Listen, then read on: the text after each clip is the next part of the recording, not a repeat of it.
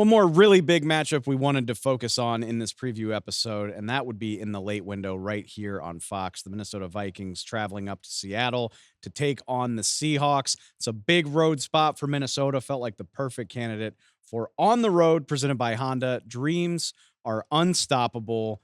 So much to dial in on in this game. And you have to start with the injury we saw on Sunday night. Geno Smith hurt his knee in the second half of that brutal loss to the Packers. Felt especially bad. It's a bad loss regardless, but when you watch how the offense looked with Sam Howell, you're wondering if the Seahawks even need to play the rest of their season. But in the latest edition of Football Players Being Aliens, Geno Smith was a full participant on Wednesday at the beginning of the practice week. Keep an eye on it. We won't know for sure for a few more days, but general rule of thumb, if the starting quarterback can go fully on Wednesday, he's going to play on Sunday. And that changes the math completely for Seattle. I would have no problem sitting here saying they don't have a chance without Geno Smith. That's how much he's meant to their offense this year. With him in, they can at least give it a spirited effort. And the Seahawks need it, man. They are already tied with the Rams on record. They lost the NFC West lead to LA last weekend. They can't really afford a loss here. They lost the first matchup against LA, so they're down on tiebreakers right now. They do get to play them again at the end of the season, but if you lose these next two before then, it's irrelevant. Their playoff probability drops as low as 24% if they lose this game, according to NFL.com. So big spot for the Seahawks to try to rebound after losing to Green Bay. And yet, I wonder, okay, so the Vikings don't have as much to play for as Seattle by virtue of the fact that Minnesota is in the field already. By the way, Vikings fans, thank your neighborhood Seahawk fan for helping you into the playoffs by losing to Green Bay. I digress. I wonder if the Vikings have more motivation because you're not as banged up. You're not in as dire a spot. If anything, you should feel the adrenaline and the juice of chasing after the number one seed in the NFC. We talked about it earlier this week. Nobody talks about Minnesota as a team that could earn the bye week, but they absolutely could. They are neck and neck with a banged up Detroit team. They're even on record. They did lose by the skin of their teeth to the Lions earlier this season, but if they win out, they get the bye week and the NFC North title. Of course, winning out is going to be a lot easier said than done.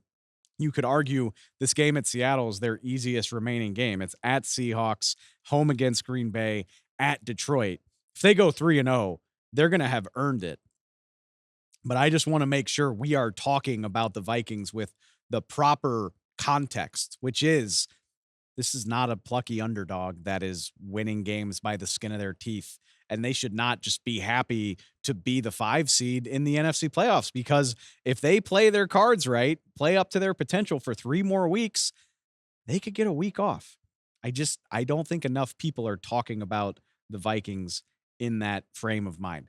If there's one matchup I'm watching in this game, I just think the Vikings have the advantage on the front on both sides of the ball, but particularly their defense against Seattle's offense. Seattle's offensive line has been an issue all season long in good health and in bad health. It hasn't been great. That's why Geno's season is so remarkable, because he's making it work despite that. Seahawks have 3 offensive linemen in the top 25 for sacks allowed across the course of the season. Only other teams with 3 linemen that have allowed that many sacks: the Chargers, which Justin Herbert has been getting beat to hell for the second half of the season, and the Tennessee Titans. No need to say a whole lot more about that. Vikings pressure the quarterback as well as almost anyone in the league, top 10 in pressure percentage. They blitz their ass off, as we all know, 40% on the season. 42 sacks on the year is 4th in the league. And as long as I'm shouting out Viking stuff that's not getting enough love, Jonathan Grenard is one of the key free agency pickups of the season. It's very funny. The Vikings let Danielle Hunter go to Houston from Minnesota, and he's having a hell of a year. The Texans let Jonathan Grenard go from Houston to Minnesota, and he's also having a hell of a year. Everybody's happy. Grenard's got 11 sacks, tied for 4th most in the NFL. He's got 4 forced fumbles. He's got 66 pressures, according to Pro Football Focus, which is tied for third most in the league. There are only 7 players in the NFL with 60 or more pressures per PFF. So Jonathan Grenard is keeping company this season with Myles Garrett, Trey Hendrickson, Chris Jones, Zach Allen, Micah Parsons. Shout out Rams rookie Jared Verse, by the way, who's also in that club as a rookie. That's remarkable in its own right. But we're talking about Jonathan Grenard and the Vikings right now. He has been phenomenal. He's played at an all-pro level. He's probably going to be a major pain for the Seahawks offensive line on Sunday. Vikings also have Andrew Van Ginkel, Patrick Jones. They get a boatload of pressure from their DBs. Ivan Pace Jr. and Blake Cashman, the linebackers, get a lot of pressure because Brian Flores likes to blitz. I'm going to guess it's going to be coming at Geno Smith from all angles, from down linemen as well as DBs and linebackers. I think Brian Flores is going to make Geno Smith hang in the pocket and beat him time after time with amazing throws. The fun part is that Geno Smith can do that. He's incredible when he's on and clicking, and he's going to need to be. I think if Geno Smith plays one of the games of his season, I think the Seahawks can win this game. If he's merely good, I just think the Vikings have too much firepower.